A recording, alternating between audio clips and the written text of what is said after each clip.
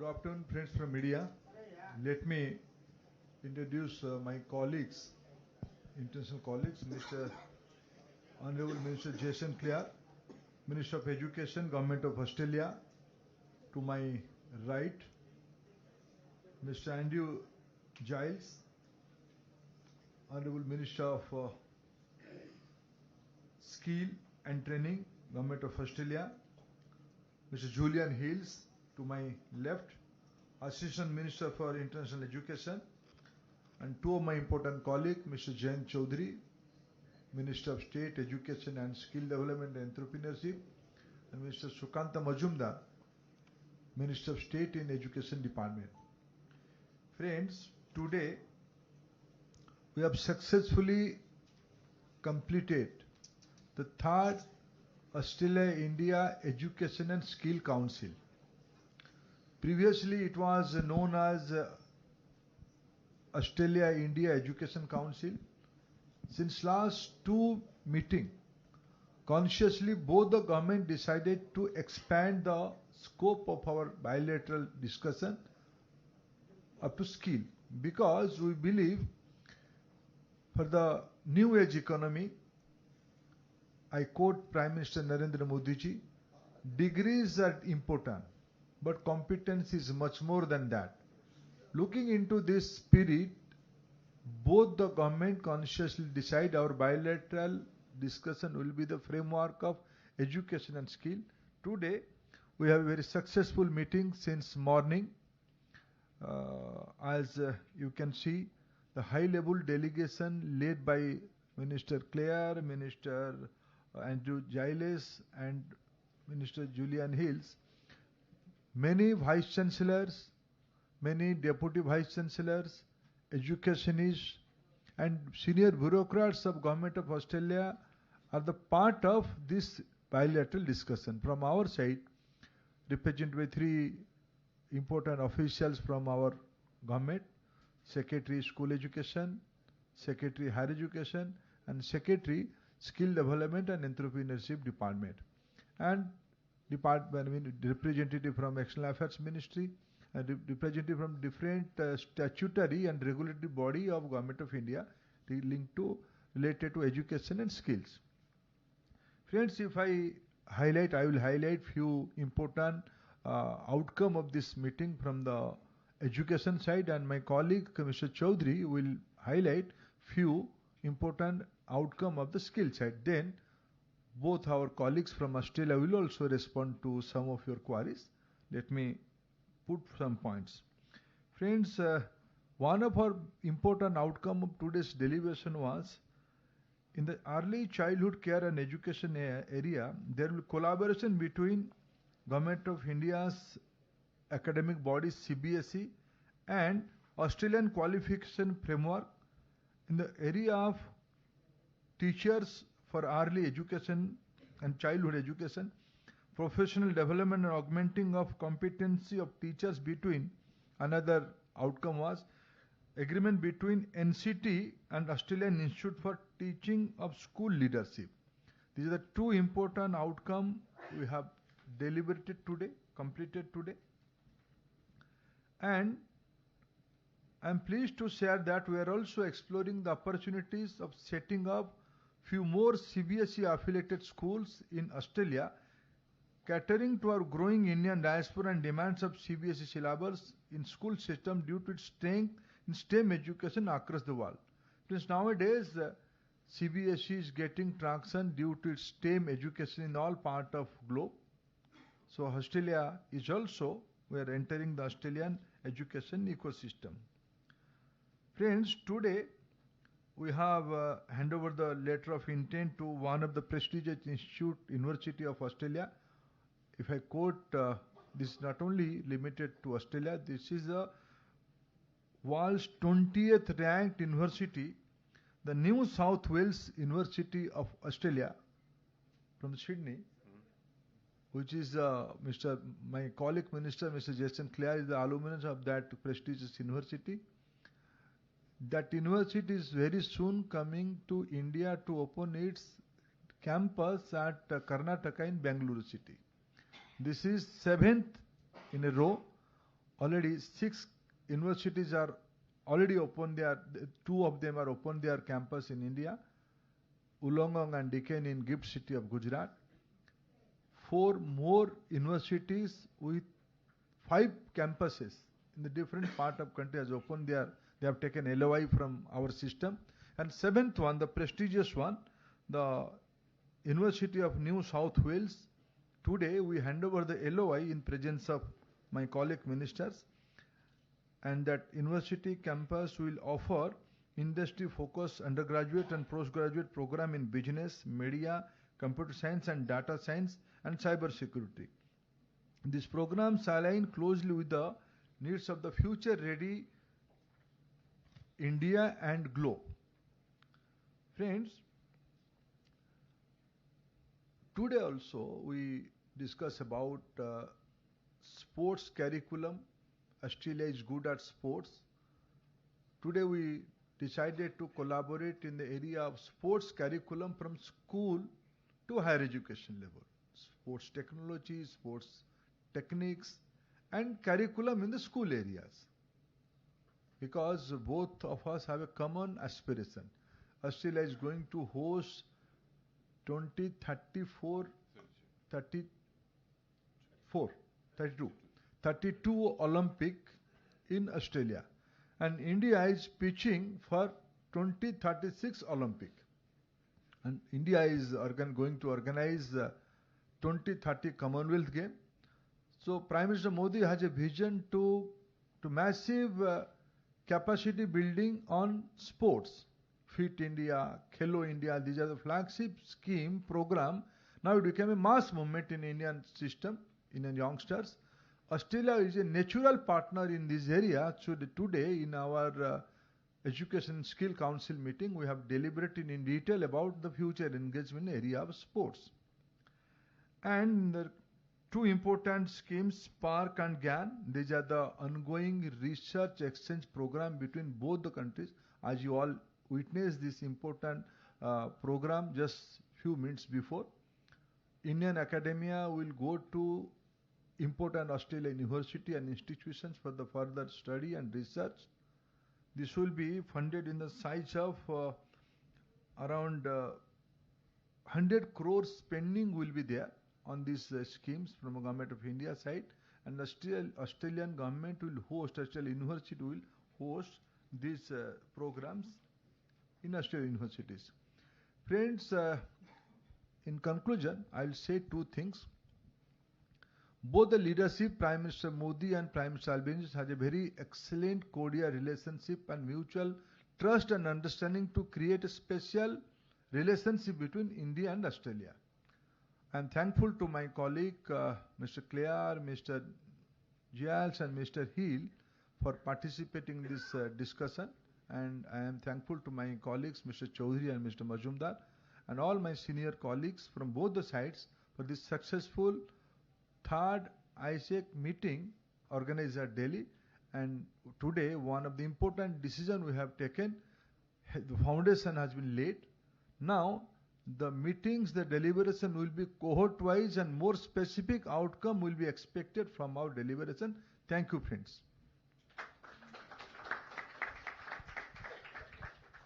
Thank you. My senior minister just outlined some of the specific outcome that have come out of today's deliberations, and I would just like to state that this forum, the 3rd such meet, is a signal of the warmth and trust of relations between our 2 countries and our comprehensive strategic partnership. In our day-long deliberations today, apart from our engagement just before this press engagement, we also had bilateral meetings, and a lot of free-flowing conversation and ideation also happened. But I'd also like to thank officials from both sides that have regularly worked in between these events to ensure that these engagements are productive and things that get mutually decided. There is a date of expiry, and we are able to work together and achieve those outcomes. In the space of skills, those skills is not, as Honorable Minister Pradhanji just said, in viewed to be a separate category. It is part of our education framework, and it is a mandate given to us by National Education Policy, NEP 2020, that we do not look at skills in isolation, but in fact look at it from school, higher education, and then our vocational ecosystem.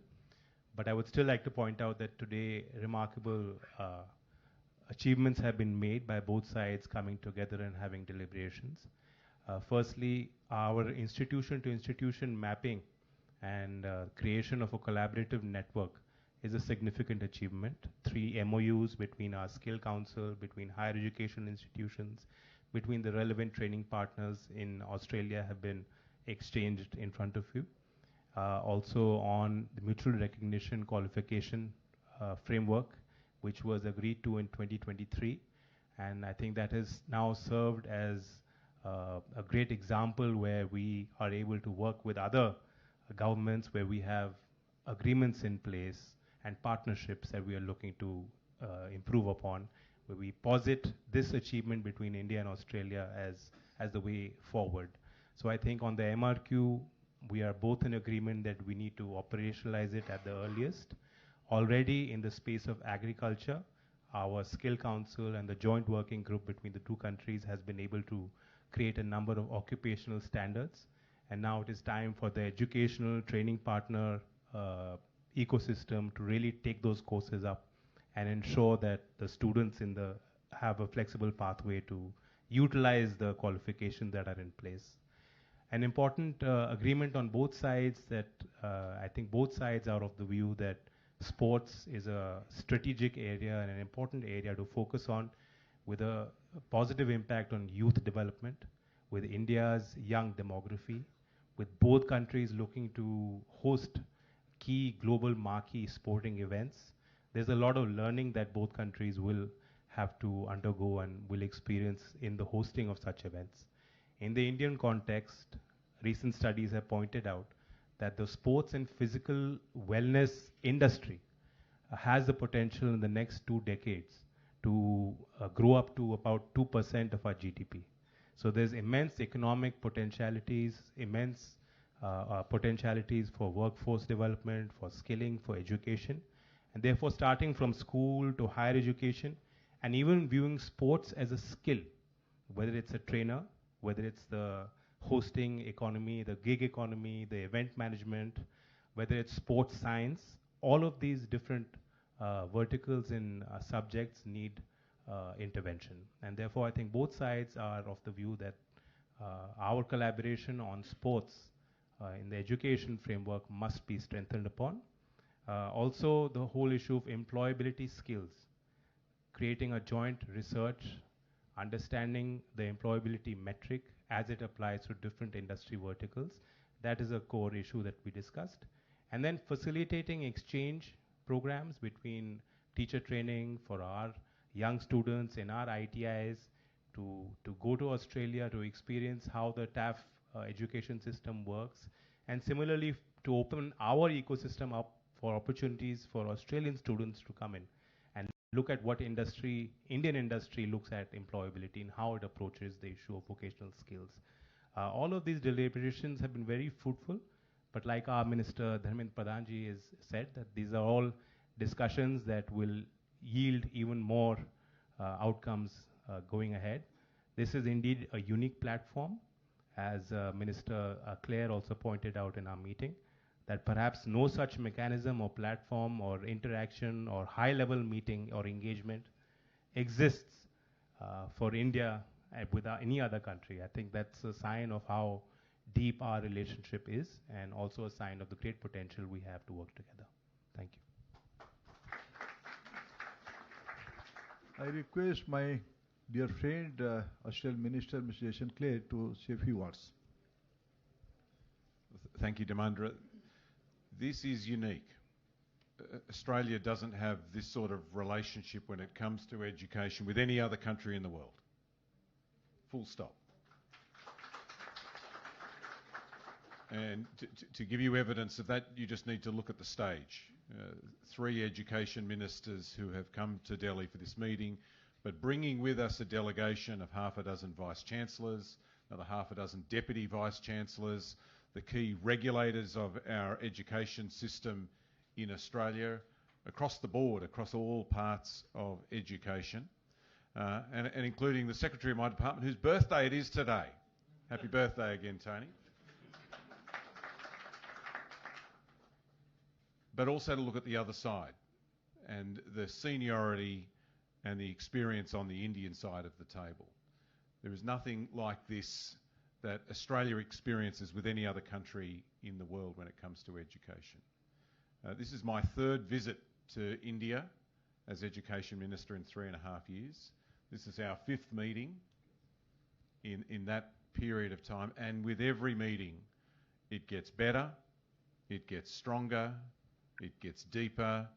The trust between our two nations, our two systems, just gets better and better and better. When we first met, our conversations were about higher education and about international education. Dharmendra came to the University of New South Wales in late 2022 and made a speech, I talked about this morning, where he told us about the NEP, this audacious plan to skill up the nation, transform the nation of India, and he asked for Australia's input and support and assistance. And Australia has responded. And I thank you for placing your trust in us, Dharmendra.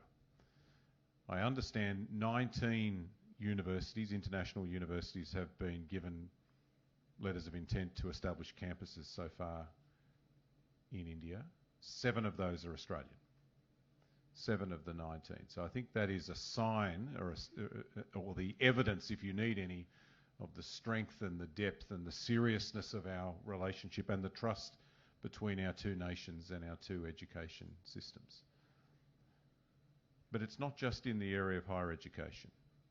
What, Dharmendra, you have done in expanding this meeting to include skills, and in our last meeting, the decision we took to expand it to look at early education and schools as well, meant that today in our conversation we looked at all parts of the education system. We looked at it as a whole system.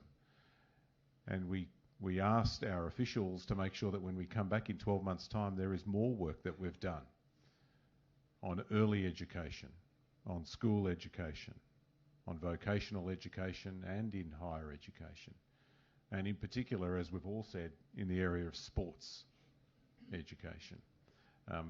And let's not forget research. Give me a copy of that report, please. And this terrific piece of work, the Australia-India Institute Shared Pathways for Research Futures, a guide here to help collaboration between universities here in India and here in Australia and here in India. We launched that framework today as well. And Dharmendra, when you travel to Australia next year, and hopefully all the ministers travel to Australia next year, we're looking very much forward to hosting you and looking at all the work that we have accomplished over the next 12 months, but also hoping to take you to visit the first Hindu primary school in Australia, which it's extraordinary that it doesn't exist at the moment, given that there are now more than 1 million Australians who can trace their heritage back to India, and lots of Hindu temples in Australia, not one Hindu school.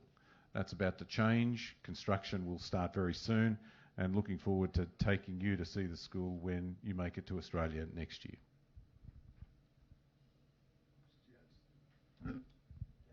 Thank you, Dharmendra. As Jason said, this is a unique forum. It's unique in that it brings together our two nations in a way that we don't do with any others, and it also has a really shared long-term vision for each of our countries and for both of our countries, building on the trust and respect which has always existed but which isn't taken for granted and which is built through engagements like this. Unlike Jason, this is my first visit to Delhi in this capacity, and I'm privileged to be here because Dharmendra has expanded this council to include every element of the education system, and to work closely with Minister Chowdhury has been a privilege. To build on discussions which took place in Australia last year, to see real progress towards them, but also to think beyond that progress. And some of the issues which have already been touched upon, I think, are worthy of restating. The work that's being done to deepen our people-to-people links in the skill space is vital. We've had some innovative new ideas come up today, which I look forward to working through and building on. The work between our regulatory bodies is so fundamentally important. Much has been done by officials. There is real energy about building on that, to build on the MRQ process, to really put it from concept to execution in a really practical sense, to build on that work. I'm excited about the opportunities that are presented by the Centre of Excellence that's being progressed in Odisha State. I think that is a symbol of an important area of shared understanding and progress, and we've seen that in related MOUs between our countries just announced. But it's also a symbol of how in technical education we can really deepen our partnership, to build on the work that's done well in both countries, to build on the shared aspirations to elevate vocational and technical education, and indeed to bridge the gap between what has been considered technical education and the higher education pathways. Everyone has mentioned sport, and I'll mention it again because it has been a critical feature of our conversations, again at every stage of the education journey. There are opportunities that are being explored today. We will identify further opportunities in this regard. And perhaps finally, I might end by saying the discussions today show a shared commitment to do the jobs of today, to build for the jobs of tomorrow, to make sure that the opportunities that are present in both of our labour markets can be met and achieved more efficiently and with a deeper understanding of what works for each of us and for both of us.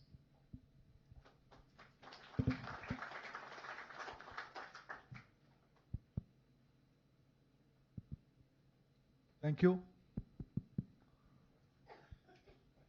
Any question from anyone? Sharmaji? Mic, please. Mic. Good afternoon, sir. Myself Bhupendra Navbhatem. Sir, when new campus of South Wales University will start in India, and what will be the focus area? That is my first question. And another one is, sir, how many CBS school will be opened in Australia? Don't come to any conclusion. Today we agreed to open more CBSE affiliated schools. Today we agreed to do that. Both the regulators, both the government as in principle agreed, more CBSE school will be open. Don't get into targets. Number two, today we exchanged the letter of intent from UGC and University of South Wales. Today, it is a record time. They applied in the month of June 2025. Today they got LOI. Very soon, I hope by next academic year, the course will start. Maybe I can give you some courses. And some of the courses include business, media, computer science, and cyber security.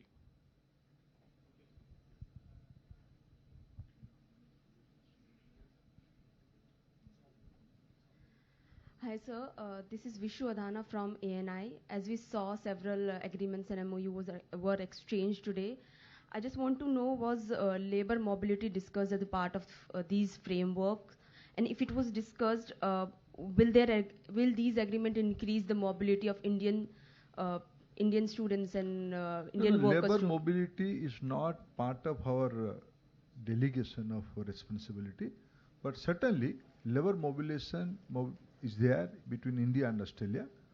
The competent ministry is Trade and Commerce Ministry. They have successfully dealt on that. Our role is to create the capacity. Today, what we did today, to create the capacity from both the sides. To cater, one thing I would like to mention, one of the agreed thing what we had few years back, we have developed a collaborative model of mutual recognition of qualification, MRQ. Today, Australia-India MRQ standards becoming the global standards for many other bilateral agreements. This kind of things we are organizing from this kind of deliberation. Please take the mic. Just on labour mobility, I might just use this to promote an agreement that Australia has only with India. There's no other country in the world that we have this agreement, and that's called the MATES program. It grants up to 3,000 visas to early career professionals or graduates from high-quality Indian universities in certain disciplines, including science, IT, STEM, and so on, to apply for a visa to come to Australia for 1, 2 or 3 years and work in those fields. It's open for another 2 weeks, so we would say to any young Indians that meet that criteria, please put in an expression of interest. We know that there will be more interest than the number of places, and so for anyone who meets the quality and the requirements, there's a ballot and they're invited to apply. But this is an agreement that we only have with India. There's no other country that is eligible for this special mates visa, given the relationship between our two countries. Last. Good afternoon, Ministers. I'm Tanushka from NDTV. My question to you is with respect to the Centre for Excellence in Disaster Management and Resilience. Could you share details as to, how would Australia be exactly contributing to the Centre for Excellence? First. Secondly, when can we expect it to be actually inaugurated? And third, with respect to disaster management, will Australia bring in their expertise? Of course, but will there be funding as well? No, let us not get into the details. Today, मैं आपकी भारत में इन लोगों को embarrassment हो जाएगा, आप तुरंत आपको एक डेडलाइन चाहिए. हेडलाइन बनाने के लिए need a deadline. International agreement धीरे धीरे मैच्योर करता है. It's evolutionary thing. We discuss, we deliberate, we recognize mutual capacity from both the sides.